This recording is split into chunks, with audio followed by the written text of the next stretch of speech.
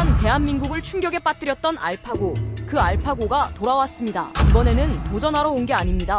투자하러 왔습니다. 2026년 4월 27일 알파고의 아버지 데미스 하사비스가 직접 서울로 날아와 발표합니다. 전 세계 최초의 구글 AI 캠퍼스를 한국에 연다고.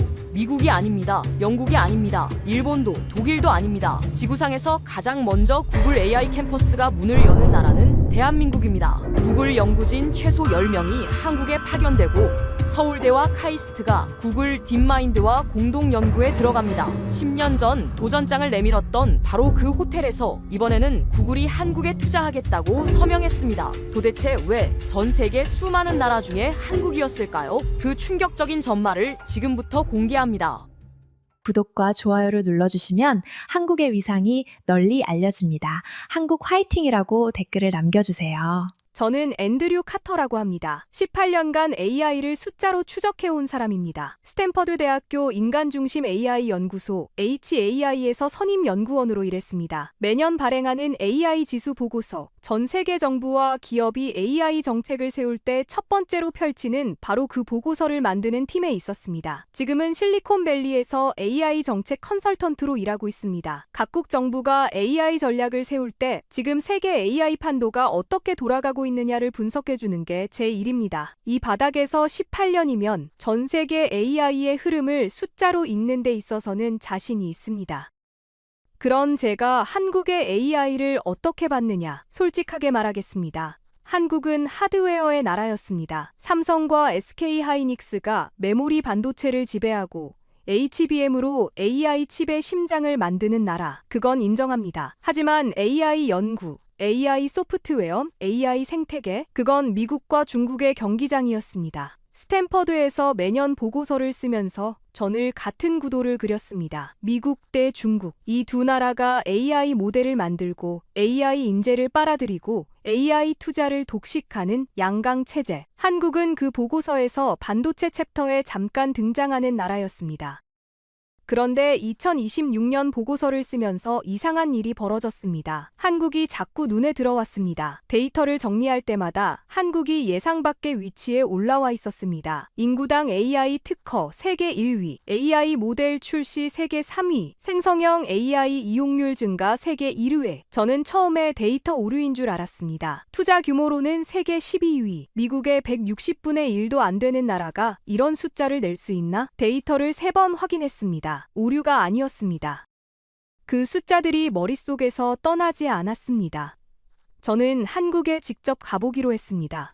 보고서에 각주 하나 추가하려고요. 서울에서 카이스트와 서울대 연구실을 방문하고 한국 AI 스타트업들을 만나고 식약처의 생성형 AI 가이드라인 관계자도 만났습니다. 그리고 돌아와서 보고서를 열었을 때 각주 하나로는 부족하다는 걸 깨달았습니다. 한국은 각주가 아니라 챕터였습니다. 그리고 4월 27일 구글의 발표가 터졌습니다. 전 세계 최초 AI 캠퍼스를 한국에 연다. 저는 그 뉴스를 팔로알토 사무실에서 보고 즉시 생각했습니다. 내가 데이터에서 본 것을 구글도 본 거구나. 한국이 변방이 아니라는 걸 구글이 먼저 알아챈 거구나. 이틀 뒤 워싱턴 DC에서 글로벌 AI 거버넌스 포럼이 열렸습니다. AI 시대, 누가 규칙을 쓰는가라는 주제의 비공개 세션. 저는 발표자로 초대받았습니다. 스탠퍼드 AI 지수 보고서를 쓴 사람이자 한국을 직접 다녀온 사람으로서요. 포럼이 열리는 건물은 K스트리트의 오래된 석조 빌딩이었습니다. 로비에 들어서자 대리석 바닥에 구두 소리가 울렸고 에어컨 바람에 섞인 커피 냄새가 코끝을 스쳤습니다. 저는 엘리베이터를 타며 생각했습니다. 오늘 이 방에서 내가 꺼낼 숫자들이 미국 AI 정책계의 상식을 뒤흔들 수도 있겠다고. 회의실 문을 열자 묵직한 공기가 밀려왔습니다. 짙은색 카펫이 깔린 넓은 방에 긴 타원형 테이블이 놓여 있었고 이미 13명이 자리를 잡고 있었습니다. 백악관 과학기술정책실 출신 브루킹스 연구소 AI 전문가, EU 디지털 정책위원회 담당관, 실리콘밸리 AI 투자자, NIT와 옥스퍼드 소속 AI 교수. 이 방에 앉은 사람들이 내놓는 분석이 각국 정부의 AI 전략 보고서에 그대로 인용됩니다. 벽에는 워싱턴 DC의 상징처럼 링컨의 초상화가 걸려 있었습니다. 이 도시가 세계의 규칙을 써왔다는 자부심이 액자 안에 들어있는 것 같았습니다.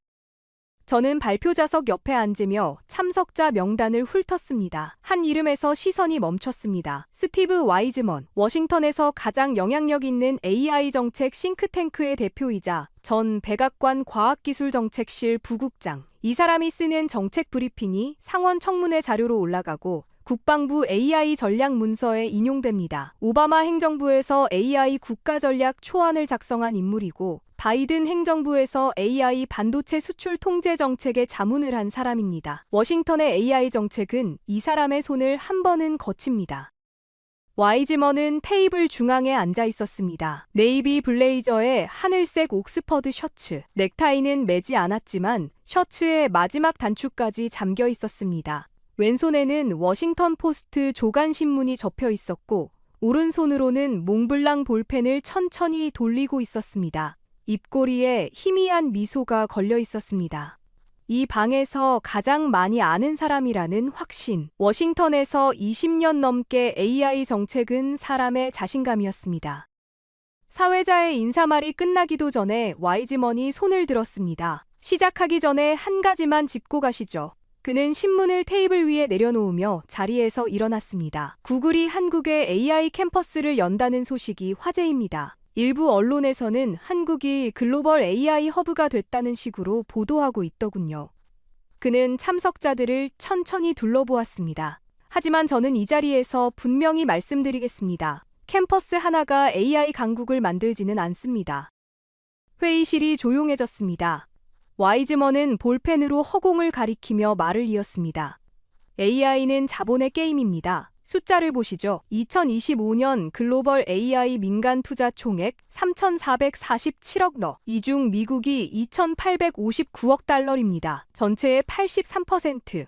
한국은요? 17.8억 달러입니다. 미국의 160분의 1도 안 됩니다.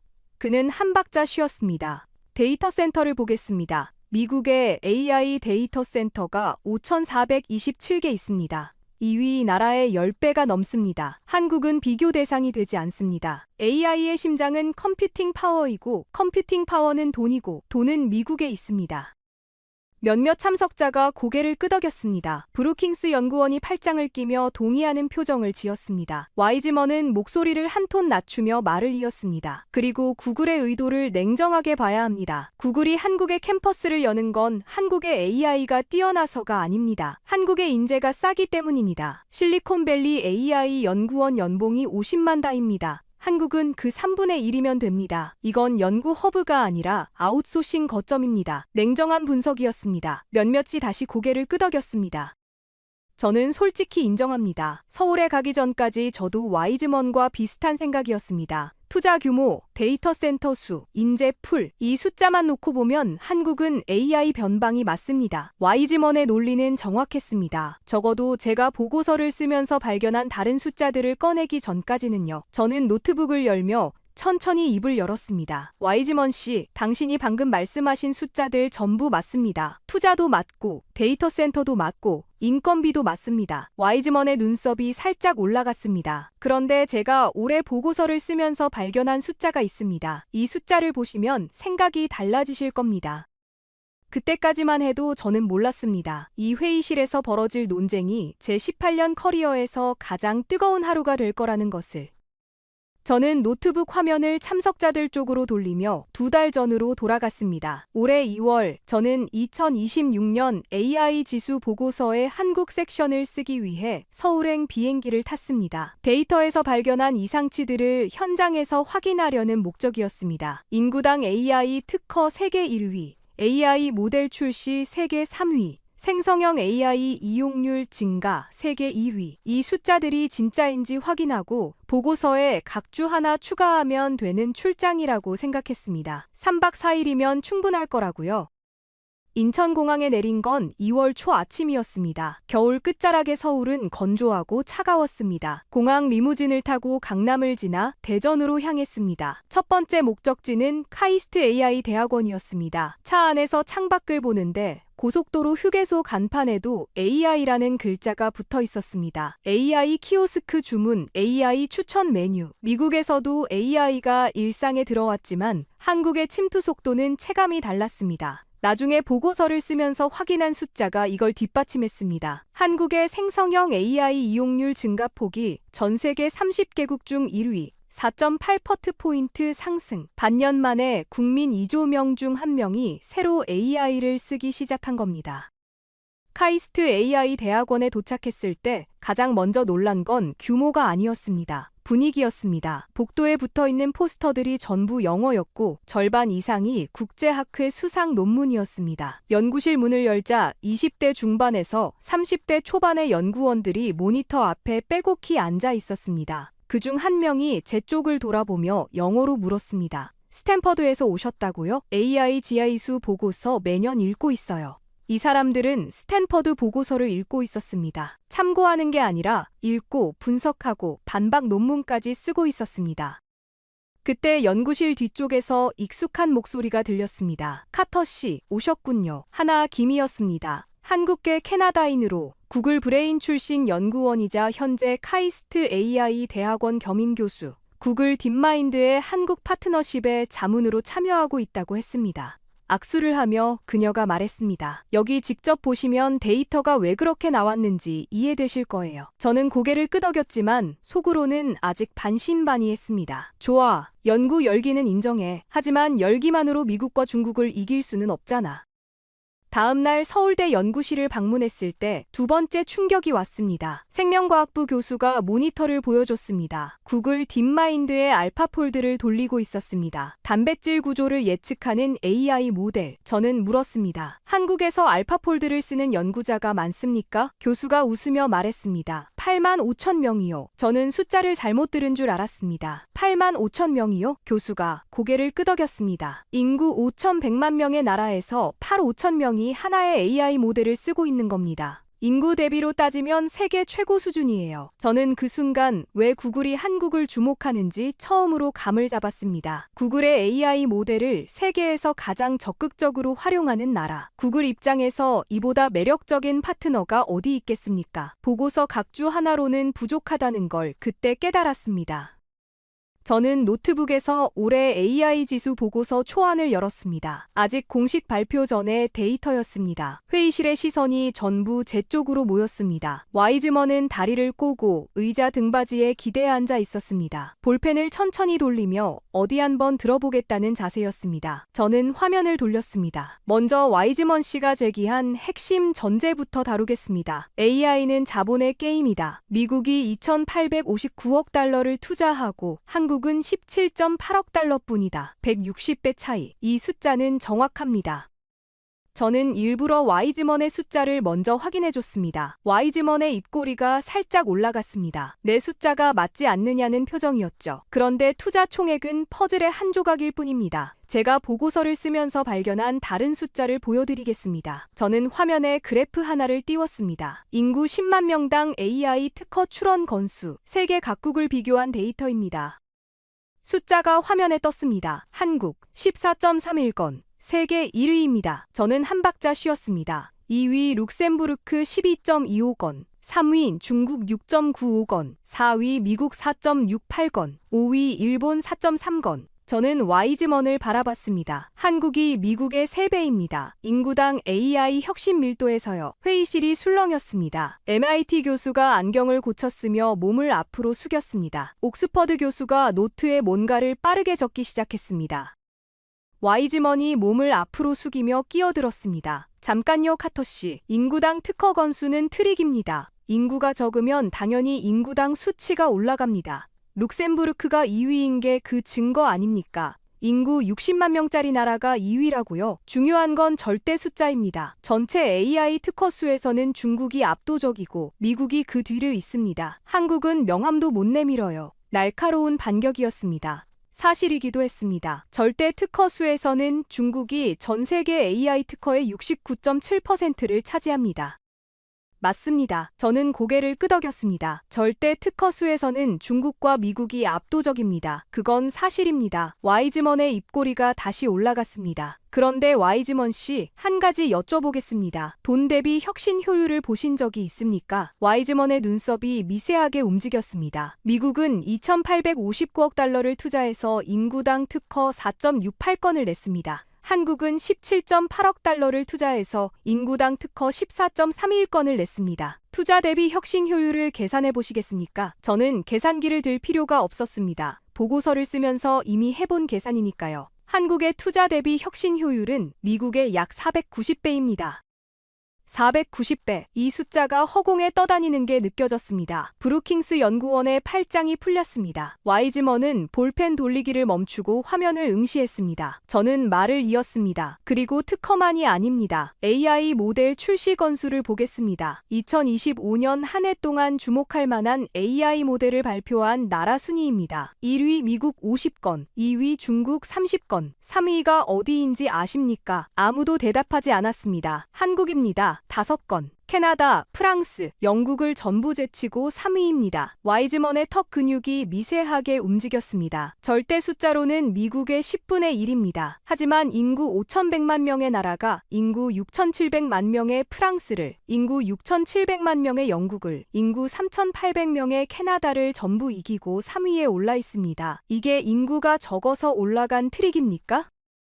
와이즈먼은 대답하지 않았습니다. 볼펜을 테이블 위에 내려놓았습니다. 처음이었습니다. 그 옆에 앉아있던 클라라 밀러가 조용히 노트에 무언가를 적고 있었습니다. EU 디지털 정책위원회의 AI 담당관, 독일인 특유의 무표정한 얼굴이었지만 펜이 움직이는 속도가 빨라진 건 느낄 수 있었습니다. 아직 첫 번째 라운드가 끝난 것뿐이었습니다. 하지만 이 방의 공기는 분명히 달라지고 있었습니다.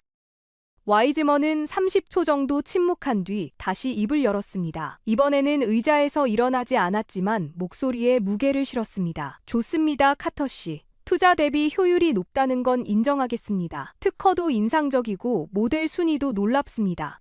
그는 주변 참석자들을 한번 둘러보았습니다.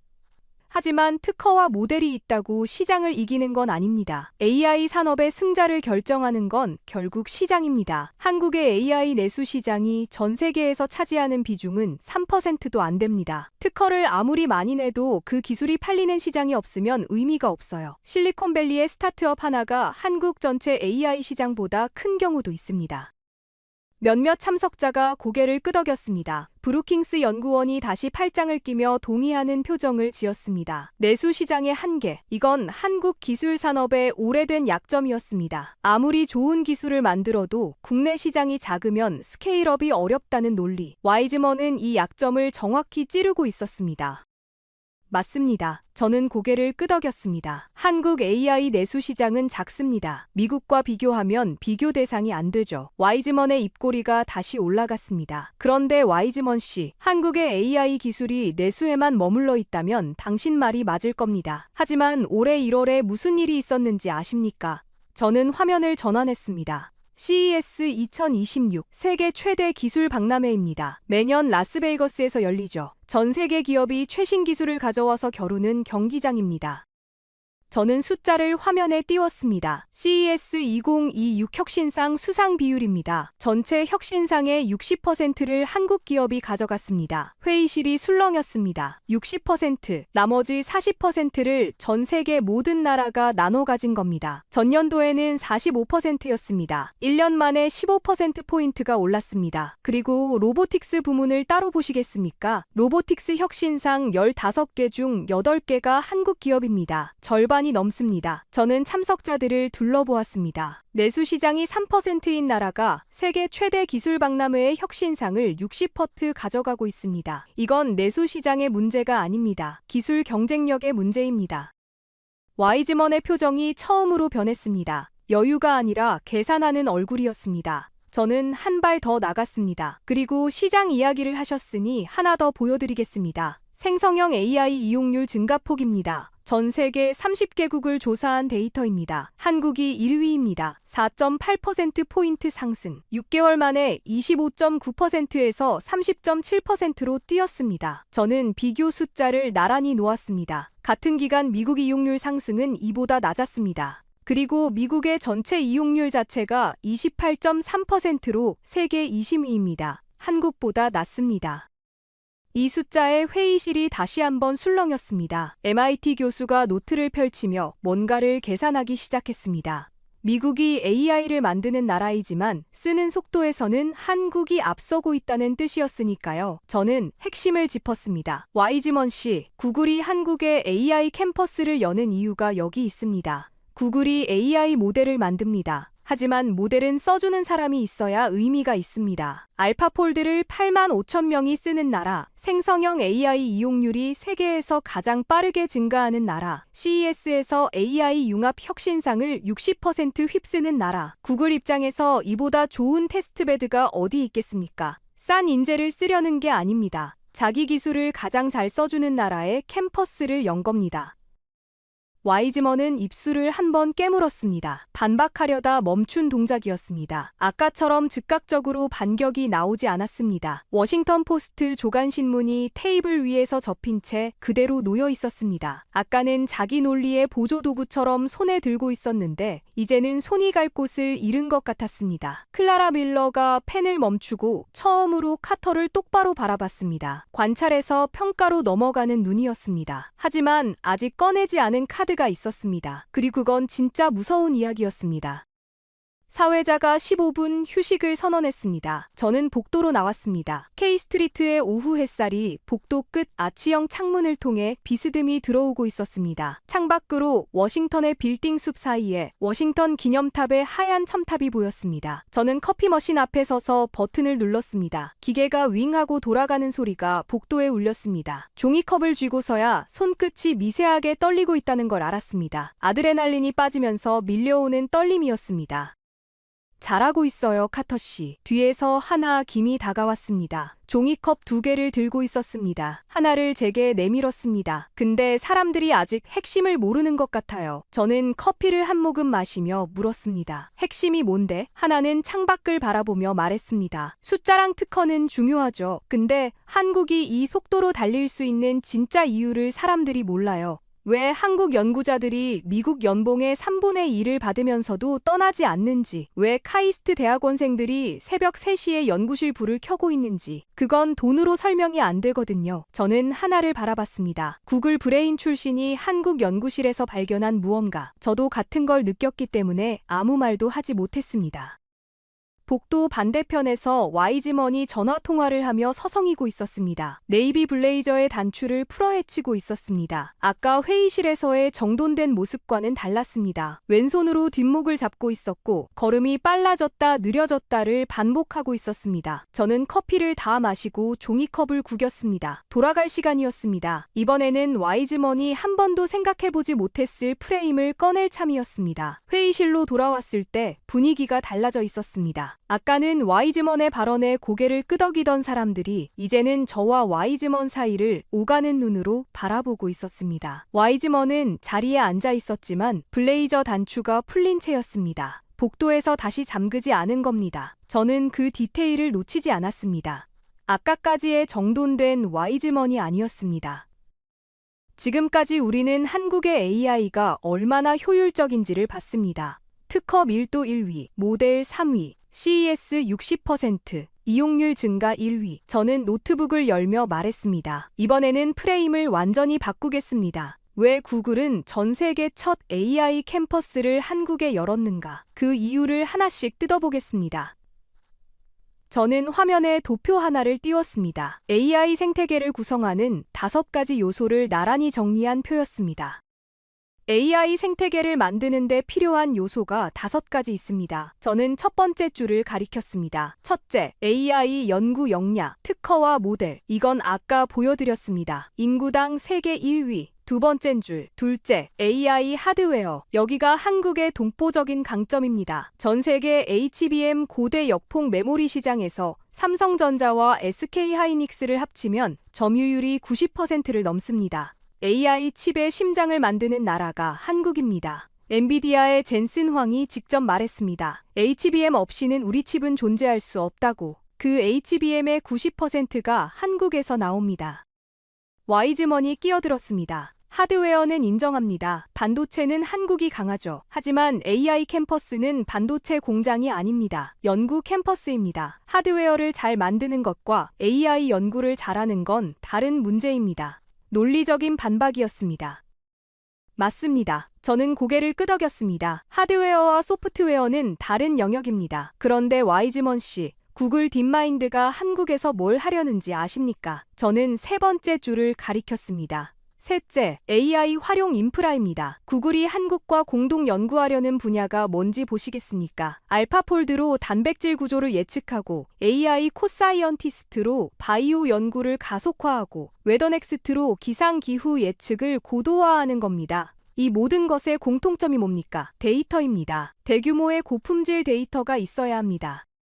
저는 핵심을 짚었습니다. 한국에는 세계 어디에도 없는 데이터 자산이 있습니다. 전 국민 단일 건강보험 체계입니다. 5,100만 명의 의료 데이터가 하나의 표준화된 시스템 안에 들어 있습니다. 미국에서 이 수준의 데이터를 모으려면 수백 개 보험사와 수천 개 병원의 데이터를 따로 수집해서 통합해야 합니다. 몇 년이 걸리고 수십억 달러가 듭니다. 한국은 이미 되어 있습니다. 구글이 알파폴드와 AI 코사이언티스트를 한국에서 돌리려는 이유가 이겁니다. 데이터가 이미 준비되어 있으니까요. 그리고 그 데이터를 활용하는 연구자가 8만 5천 명이나 있으니까요.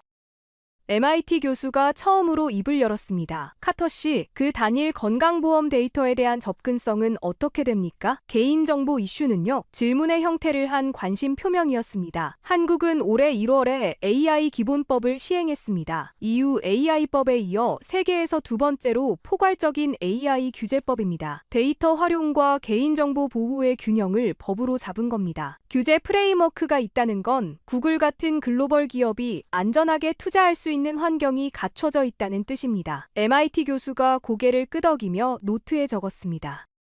저는 네 번째와 다섯 번째 줄을 동시에 가리켰습니다. 넷째, 인재, 카이스트, 서울대, 포항공대, 세계적 수준의 AI 연구 인력이 한 나라 안에 밀집해 있습니다. 다섯째, 속도, 한국은 빠른 나라입니다. AI 기본법을 세계 두 번째로 시행했고, 생성형 AI 의료기기를 세계 최초로 승인했고, 생성형 AI 이용률 증가가 세계 1위입니다. 규제도 빠르고, 채택도 빠르고, 활용도 빠릅니다. 저는 도표 전체를 가리켰습니다. AI 연구, AI 하드웨어, AI 데이터, AI 인재, AI 속도. 이 다섯 가지를 한 나라 안에 전부 갖춘 곳이 어디 있습니까? 미국은 하드웨어가 약합니다. HBM을 못 만듭니다. 중국은 규제 프레임워크가 불투명합니다. 유럽은 속도가 느립니다. 다섯 가지를 전부 가진 나라는 한국뿐입니다. 구글이 산 건 싼 인재가 아닙니다. 생태계입니다. 회의실이 조용해졌습니다. 이번 침묵은 아까와 달랐습니다. 반박할 말을 찾는 침묵이 아니라 처음 보는 프레임을 소화하는 침묵이었습니다. 와이즈먼은 볼펜을 집어들었다가 다시 내려놓았습니다. 무언가를 쓰려다 멈춘 동작이었습니다. 클라라 밀러가 펜을 내려놓고 처음으로 팔짱을 꼈습니다. 더 이상 적을 게 아니라 판단할 단계에 들어왔다는 몸짓이었습니다. 저는 속으로 생각했습니다. 아직 끝이 아니다. 진짜 무서운 이야기는 이제부터다. 저는 자리에서 일어났습니다. 앉아서 할 이야기가 아니었습니다. 지금까지 우리는 구글이 왜 한국을 택했는지를 봤습니다. 이번에는 더 큰 그림을 보겠습니다. 구글 AI 캠퍼스가 한국에 열리면 세계에 무슨 일이 벌어지는가? 도미노 시나리오를 돌려보겠습니다. 저는 화이트보드 앞에 섰습니다. 마커를 집어들었습니다. 회의실이 조용해졌습니다. 아까까지의 핑퐁과는 다른 무게가 느껴졌는지 모두가 자세를 고쳐 앉았습니다. 1단계, 저는 첫 줄을 썼습니다. 구글이 움직이면 빅테크가 따라갑니다. 이건 실리콘밸리의 법칙입니다. 구글이 안드로이드를 만들자 모든 기업이 모바일로 뛰어들었고 구글이 텐서플로우를 공개하자 AI 프레임워크 전쟁이 시작됐습니다. 구글이 한국에 AI 캠퍼스를 연다는 건 단순히 구글의 결정이 아닙니다. 신호탄입니다. 저는 화이트보드에 화살표를 그었습니다. 마이크로소프트가 한국을 주시하게 됩니다. 아마존 AWS가 한국 데이터 센터를 확장할 겁니다. 메타가 AI 연구소를 검토할 겁니다. 한 회사가 먼저 움직이면 나머지가 뒤따르지 않으면 뒤처지는 구조. 실리콘밸리는 그렇게 돌아갑니다. 2단계, 저는 두 번째 줄을 쓰며 참석자들을 둘러보았습니다. 빅테크가 한국에 모이면 인재가 따라갑니다. 지금 전 세계 AI 인재 시장에서 무슨 일이 벌어지고 있는지 아십니까? 저는 보고서 데이터를 꺼냈습니다. 스탠퍼드 보고서에 따르면 미국의 AI 분야 해외 인재 유입이 정체되기 시작했습니다. 비자 문제, 생활비 문제, 그리고 AI 산업이 성장하면서 굳이 미국에 가지 않아도 되는 나라들이 생기고 있기 때문입니다. 구글이 한국에 캠퍼스를 열면 아시아 AI 인재의 흐름이 바뀝니다. 도쿄 대신 서울, 싱가포르 대신 서울, 한국이 아시아의 AI 인재 허브가 되는 겁니다. 클라라 밀러가 팔짱을 풀고 몸을 앞으로 숙였습니다. 유럽도 같은 문제를 겪고 있었으니까요. AI 인재가 미국으로 빠져나가는 두뇌 유출, 한국이 아시아에 대한 허브가 된다면 유럽에게도 시사점이 있었습니다. 저는 세 번째 줄로 넘어갔습니다. 3단계, 저는 마커로 밑줄을 그었습니다. 한국이 AI 규칙의 출발점이 됩니다. AI 기본법 세계 두 번째 시행, 생성형 AI 의료기기 심사 가이드라인 세계 최초, AI 법안 제정 건수 G20 상위권. 한국은 이미 AI 규제에서 앞서가고 있습니다. 여기에 구글 AI 캠퍼스가 들어오면 어떻게 됩니까? 구글이 한국의 규제 환경 안에서 연구를 하고 그 결과물을 글로벌로 내보내게 됩니다. 한국의 규제 아래에서 만들어진 AI가 세계 표준의 출발점이 되는 겁니다. 저는 참석자들을 둘러보았습니다. 50년간 실리콘밸리에서 만들어진 AI가 세계로 나갔습니다. 이제 서울에서 만들어진 AI가 세계로 나가기 시작하는 겁니다. 와이즈먼이 입을 열었습니다. 캠퍼스 하나로 규칙을 쓰는 나라가 된다는 건 비약입니다. 구글은 전 세계에 연구소가 있습니다. 런던에도 있고 취리히에도 있습니다. 캠퍼스 하나가 판도를 바꾸지는 않습니다. 반격이었습니다. 하지만 아까와 달리 목소리에 힘이 빠져 있었습니다. 맞습니다. 저는 고개를 끄덕였습니다. 구글은 런던에도 취리히에도 연구소가 있습니다. 그런데 와이즈먼 씨, 런던 연구소에 AI 캠퍼스라는 이름을 붙인 적이 있습니까? 와이즈먼이 대답하지 않았습니다. 없습니다. 캠퍼스라는 이름은 연구소보다 한 단계 위의 개념입니다. 대학과 연계하고 인재를 양성하고 생태계를 만드는 거점. 그걸 전 세계에서 처음으로 한국에 만드는 겁니다. 런던도 취리히도 아닌 서울에요. 4단계, 저는 마지막 줄을 썼습니다. AI의 전주기를 가진 유일한 나라의 탄생입니다. 화이트보드에 크게 썼습니다. AI 연구, 특허 밀도 세계 1, 2, AI 하드웨어, HBM 세계 90%, AI 규제, 기본법 세계 두 번째, 의료기기 가이드라인 세계 최초, AI 활용, 생성형 AI 이용률 증가, 세계 2위, AI 혁신, CES 혁신상 60%. 저는 마커를 내려놓았습니다. 연구하고, 만들고, 규칙을 세우고, 활용하고, 혁신하는 것. AI의 전주기를 한 나라 안에서 완결할 수 있는 나라가 지구상에 있습니까? 아무도 대답하지 않았습니다. 미국은 하드웨어가 약합니다. 중국은 규제가 불투명합니다. 유럽은 활용이 느립니다. 일본은 연구 밀도가 낮습니다. 전주기를 가진 나라는 하나뿐입니다. 한국입니다. 구글은 그걸 알고 있었던 겁니다. 회의실이 완전히 정지했습니다. 에어컨이 돌아가는 소리만 들렸습니다. 5초, 10초, 15초. 와이즈먼은 볼펜을 집어들지 않았습니다. 워싱턴 포스트 조간신문 위에 두 손을 가만히 올려놓고 있었습니다. 신문을 펼치지도 치우지도 않았습니다. 클라라 밀러는 노트를 덮었습니다. 더 이상 적을 것이 없다는 표정이었습니다. 하지만 저는 알고 있었습니다. 이 방의 머리는 설득됐을지 모르지만 마음은 아직이라는 것을, 숫자만으로는 넘을 수 없는 마지막 벽이 하나 남아 있었습니다. 저는 화이트보드에서 돌아서서 다시 자리에 앉았습니다. 마커를 내려놓고 노트북을 닫았습니다. 이제부터 할 이야기는 슬라이드에 없는 이야기였습니다. 서울 방문 마지막 날이었습니다. 공식 일정은 전부 끝났고 다음 날 아침 인천에서 비행기를 타면 되는 상황이었습니다. 호텔로 돌아가려는데 하나 김이 말했습니다. 타터 씨, 한 곳만 더 들러도 될까요? 보여드리고 싶은 곳이 있어요. 택시를 타고 간 곳은 광화문 근처의 포시즌즈 호텔이었습니다. 저는 처음에 의아했습니다. 호텔을 왜 보여주는 거지? 로비에 들어서자 하나가 2층을 가리켰습니다. 저기 올라가 보시겠어요? 계단을 올라가자 넓은 연회장이 나왔습니다. 비어 있었습니다. 하나가 말했습니다. 여기가 그 장소예요. 저는 멈칫했습니다. 무슨 장소요? 하나가 조용히 말했습니다. 2016년 3월 이세돌과 알파고가 바둑을 뒀던 곳이에요. 등골이 서늘해졌습니다. 10년 전 전 세계가 지켜봤던 그 대국, 인류 대 인공지능의 대결. 저는 그 대국을 스탠퍼드 연구실에서 실시간으로 봤던 사람입니다. 이세돌이 1국에서 지고 2국에서 지고 3국에서 질 때마다 연구실의 분위기가 묘하게 바뀌었던 걸 기억합니다. AI 연구자로서는 흥분되는 순간이었지만 동시에 뭔가 무거운 것이 가슴을 눌렀습니다. 한 사람이 혼자서 기계와 싸우고 있었으니까요. 그런데 사국이었습니다. 이세돌이 78수를 뒀습니다. 알파고가 계산하지 못한 수. 전 세계 바둑 AI가 승률을 0.01%로 계산한 그 자리에 돌을 놓은 겁니다. 알파고가 흔들렸습니다. 그리고 이세돌이 이겼습니다. 스탠퍼드 연구실이 정적에 빠졌습니다. 저는 그 순간을 정확히 기억합니다. 모니터 앞에서 아무도 말을 하지 못했습니다. 세상이 불가능하다고 한 판을 인간이 이겨낸 겁니다. 결국 5국 중 4국을 알파고가 가져갔지만 세상이 기억하는 건 이세돌의 78수였습니다. 패배 속에서 한 판을 이겨낸 그 집념, 그게 한국이었습니다. 하나가 빈 연회장 한가운데 서서 말했습니다. 저 그때 대학교 1학년이었어요. 토론토에서 TV로 봤습니다. 이세돌이 3연패했을 때 한국 커뮤니티 전체가 충격에 빠졌어요. 한국인들이 울었어요. 어떤 사람들은 분노했고 어떤 사람들은 좌절했어요.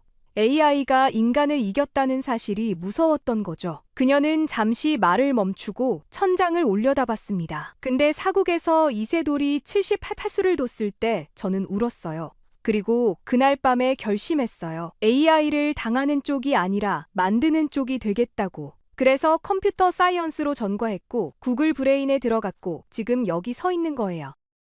저는 하나를 바라봤습니다. 그녀의 눈이 형광등 불빛 아래에서 빛나고 있었습니다. 저는 물었습니다. 하나 씨처럼 알파고 때문에 AI를 시작한 사람이 한국에 많습니까? 하나가 웃으며 말했습니다. 카이스트 AI 대학원에 가보셨잖아요. 거기 대학원생들한테 물어보면 절반 이상이 2016년 알파고를 보고 AI를 시작했다고 할 거예요. 제 연구실 후배 중에 고등학생 때 그 대국을 보고 수학 올림피아드를 때려치우고 AI로 방향을 튼 친구가 있어요. 한국 AI 인재의 절반은 알파고가 만든 겁니다.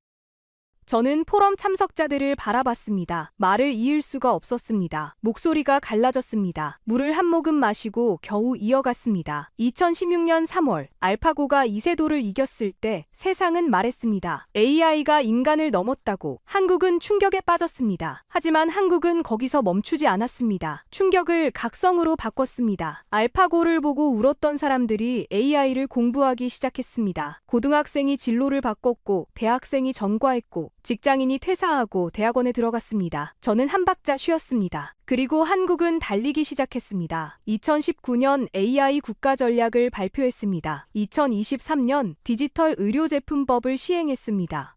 2026년 2월 AI 기본법을 세계 두 번째로 시행했습니다. 같은 해 세계 최초로 생성형 AI 의료기기를 승인했습니다. 인구당 AI 특허세 1위를 찍었습니다. 10년입니다. 충격에서 세계 1위까지 딱 10년이 걸린 겁니다.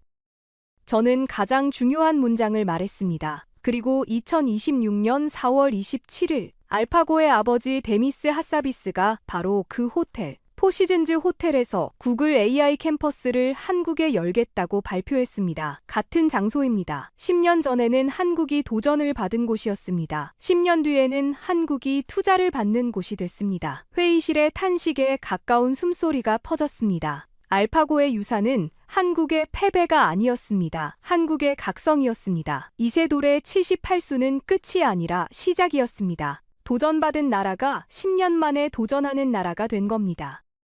회의실 맨 뒤에 앉아있던 옥스퍼드 교수가 고개를 숙이고 있었습니다. MIT 교수는 펜을 내려놓은 채 눈을 감고 있었습니다. 클라라 밀러의 어깨가 미세하게 떨리고 있었습니다. 와이즈먼은 볼펜을 테이블 위에 내려놓았습니다. 워싱턴 포스트 조간신문을 접어서 블레이저 안주머니에 넣었습니다. 아까까지 자기 논리의 보조도구처럼 테이블 위에 펼쳐놓았던 그 신문을 치운 겁니다. 더 이상 꺼내들 무기가 없다는 몸짓이었습니다. 그의 얼굴에 남아있는 건 경직뿐이었습니다. 침묵이 길어졌습니다. 10초, 15초. 회의실 천장에 에어컨이 돌아가는 소리만 들렸습니다. 그 침묵을 깬 건 클라라 밀러였습니다. EU 디지털 정책위원회 AI 담당관. 포럼 내내 펜을 놀리며 노트에 무언가를 적고 팔짱을 끼고 한 번도 발언하지 않았던 사람입니다. 유럽 AI법 설계에 참여한 규제 전문가. 그녀가 처음으로 입을 열었습니다.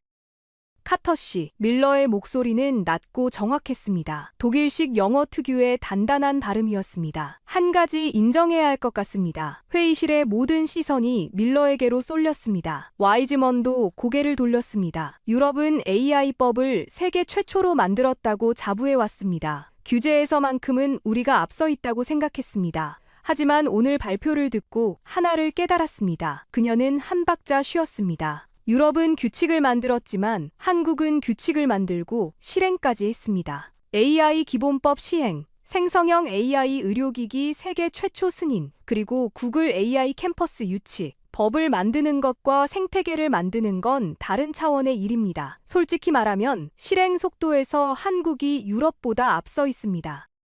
그 한마디에 회의실의 공기가 갈라졌습니다. 와이즈먼의 얼굴이 굳었습니다. 유럽 규제 전문가가 공개적으로 한국을 인정한 겁니다. 이건 개인 의견이 아니었습니다. EU라는 이름이 붙은 자리에서 나온 발언이었습니다. 밀러가 말을 이었습니다. 저는 브뤼셀로 돌아가서 한국의 AI 기본법과 식약처 가이드라인을 벤치마킹 대상으로 보고하겠습니다. 유럽이 먼저 만들었다는 자부심에 갇혀 있으면 실행에서 뒤처질 수 있습니다. 와이즈먼의 턱금원의 턱 근육이 움직였습니다. 유럽마저 한국을 인정하면 미국만 남는 겁니다. MIT 교수가 손을 들었습니다. 저도 한 가지 덧붙이겠습니다. 그는 자리에서 일어서지 않았지만 목소리에 무게가 실려 있었습니다. 와이즈먼 씨가 AI는 자본의 게임이라고 하셨습니다. 동의합니다. 미국의 투자 규모는 압도적입니다. 하지만 자본만으로 생태계가 만들어지지는 않습니다. 미국은 AI를 만드는 나라이지만 AI를 가장 빠르게 쓰는 나라는 한국입니다. AI를 가장 빠르게 규제한 나라도 한국입니다. 그리고 AI 하드웨어의 심장을 만드는 나라도 한국입니다. 그는 와이즈먼을 바라봤습니다. 자본은 결국 생태계를 따라갑니다. 구글이 한국에 캠퍼스를 연 건 그 증거입니다.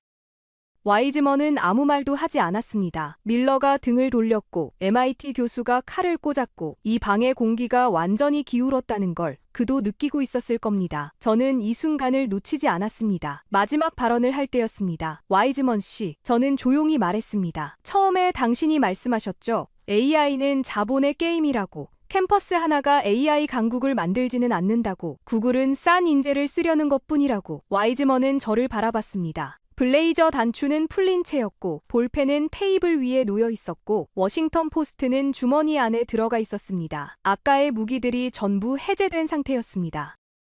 미국은 2,859억 달러를 투자했습니다. 한국은 그 160분의 1입니다. 저는 천천히 말했습니다. 그런데 그 160분의 1로 이걸 해냈습니다. 인구당 AI 특허 세계 1위, AI 모델 출시 세계 3위, CES 혁신상 60%, 생성형 AI 이용률 증가 세계 1위, AI 기본법 세계 두 번째 시행, 생성형 AI 의료기기 세계 최초 승인, 그리고 구글이 전 세계 첫 AI 캠퍼스를 여는 나라. 저는 참석자 전원을 천천히 둘러보았습니다. 160분의 1로 이걸 전부 해내는 나라가 있다면 그건 자본의 게임이 아닙니다. 의지의 게임입니다. 10년 전 알파고에게 도전받고 울었던 나라가 10년 만에 알파고의 아버지를 불러온 겁니다.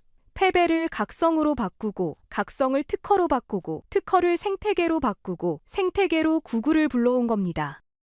회의실이 완전히 고요했습니다. 벽에 걸린 링컨 초상화가 내려다보는 방에서 5초가 지났습니다. 10초, 15초. 와이즈먼은 천천히 의자 등받이에 몸을 기댔습니다. 오른손으로 블레이저 단추를 잠그려다가 멈췄습니다. 그냥 풀린 채로 두었습니다. 정돈하려는 습관마저 포기한 겁니다. AI는 자본의 게임이라고 말해온 사람이 160분의 1이라는 숫자 앞에서 입을 닫았습니다. 사회자가 조심스럽게 입을 열었습니다. 이것으로 오늘 세션을 마무리하겠습니다. 참석자들이 하나둘 자리에서 일어났습니다. 밀러가 제 쪽으로 걸어왔습니다. 악수를 청했습니다. 그녀의 손이 단단했습니다. 좋은 발표였습니다, 카터 씨. 브뤼셀에서 연락드리겠습니다. 하나김도 다가왔습니다.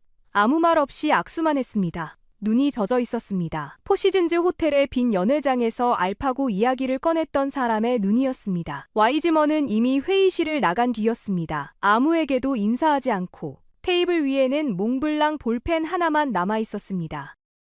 건물 밖으로 나왔을 때 워싱턴의 하늘이 붉게 물들고 있었습니다. K스트리트의 빌딩 사이로 석양빛이 길게 내려앉았고 먼 곳에 링컨 기념관의 하얀 기둥이 노을 속에서 빛나고 있었습니다. 저는 걸었습니다. 차를 부를 생각을 하지 못했습니다. 머릿속이 너무 많은 것들로 차 있었습니다. 와이즈먼의 침묵, 밀러의 악수, 테이블 위에 남겨진 몽블랑 볼펜, 하나의 젖은 눈, 그리고 2달 전 서울 포시즌즈 호텔의 빈 연회장에서 하나가 말했던 그 한마디. 사국에서 이세돌이 78수를 뒀을 때 저는 울었어요. 그리고 AI를 만드는 쪽이 되겠다고 결심했어요. 그 문장이 계속 머릿속에서 맴돌았습니다. 저는 걸으면서 생각했습니다. 10년 전 한국은 도전을 받은 나라였습니다. 알파고가 이세돌을 이기고 세상은 AI 앞에서 인간의 한계를 이야기했습니다. 한국은 충격에 빠졌습니다. 하지만 한국은 충격에서 멈추지 않았습니다. 울고 나서 일어났습니다. 고등학생이 진로를 바꿨고 대학생이 전과했고 연구자가 밤을 새웠습니다. 그 결과가 지금입니다. 인구당 AI 특허 세계 1위, AI 모델 세계 3위, CES 혁신상 60%, 세계 최초 생성형 AI 의료기기 승인, 그리고 구글이 전 세계 첫 AI 캠퍼스로 택한 나라. 투자는 미국의 160분의 1이었습니다. 데이터 센터는 비교 대상도 안 됐습니다. 워싱턴의 전문가들은 한국을 AI 변방이라고 봤습니다. 하드웨어나 잘 만드는 나라라고. 그런데 그 나라가 160분의 1의 돈으로 미국의 3배 밀도의 혁신을 만들어내고 세계에서 가장 빠르게 AI를 채택하고 세계에서 가장 먼저 AI 규칙을 쓰고 구글을 불러왔습니다. 그날 밤 호텔로 돌아와서 노트북을 열었습니다. 2026년 AI 지수 보고서의 한국 섹션이었습니다. 서울에 가기 전 저는 이미 결론을 머릿속에 써놓고 있었습니다. 한국은 AI 하드웨어에서 강점을 보이나 소프트웨어 및 연구 생태계에서는 미국, 중국 대비 제한적이다. 저는 그 문장을 지웠습니다. 커서를 올려놓고 새로운 제목을 타이핑했습니다. 주목해야 할 AI 생태계, 대한민국. 18년 경력에서 처음으로 한국을 보고서의 독립 챕터로 올리는 순간이었습니다. 엔터를 누르는 손가락에 힘이 들어갔습니다. 저는 워싱턴의 밤을 바라보며 서울의 아침을 떠올렸습니다. 카이스트 연구실의 새벽 3시 불빛, 스탠퍼드 보고서를 읽고 반박 논문까지 쓰고 있던 대학원생들, 알파폴드를 8만 5천 명이 쓰고 있는 나라, 포시즌즈 호텔의 빈 연회장에서 10년 전 자기 눈물을 기억하며 AI를 만드는 쪽이 되겠다고 결심했던 하나김. 그 모든 것이 하나로 이어져 있었습니다. 충격에서 각성으로, 각성에서 연구로, 연구에서 특허로, 특허에서 생태계로, 생태계에서 구글 AI 캠퍼스로 10년짜리 의지가 만든 결과였습니다. 한 달 뒤 업계 뉴스레터에 짧은 기사가 하나 떴습니다. 와이즈먼의 싱크탱크가 분기 정책 보고서에 한국 AI 생태계 재평가라는 새로운 챕터를 신설했다는 소식이었습니다. AI는 자본의 게임이라고 말해온 사람이 한국을 다시 보기 시작한 겁니다. 기사에 와이즈먼의 코멘트는 없었습니다. 하지만 챕터 하나가 어떤 말보다 큰 인정이라는 걸 저는 알고 있었습니다. AI 강국을 결정하는 건 누가 더 많은 돈을 쓰느냐가 아닙니다. 누가 더 간절하느냐입니다. 10년 전 알파고 앞에서 울었던 나라가 있습니다. 이세돌의 78수를 보며 일어서겠다고 결심한 사람들이 있습니다. 그 사람들이 밤을 새우며 특허를 썼고 법을 만들었고 생태계를 키웠고 마침내 구글을 불러왔습니다. 지금 이 순간에도 카이스트 연구실에는 새벽 3시에 불이 켜져 있을 겁니다. 10년 전 알파고를 보고 울었던 그 세대가 지금 모니터 앞에 앉아 AI를 만들고 있을 겁니다. 그게 한국 AI입니다. 그게 한국이라는 나라입니다. 이 이야기가 여러분의 마음에 닿았다면 주변에 널리 공유해 주십시오. 우리가 어떤 나라에 살고 있는지, 우리의 연구자들과 엔지니어들이 무엇을 만들어 왔는지 더 많은 분들이 알아야 한다고 생각합니다. 구독과 좋아요는 이 채널이 이런 이야기를 계속 전할 수 있는 가장 큰 힘이 됩니다. 지금까지 감동 라이프였습니다. 감사합니다.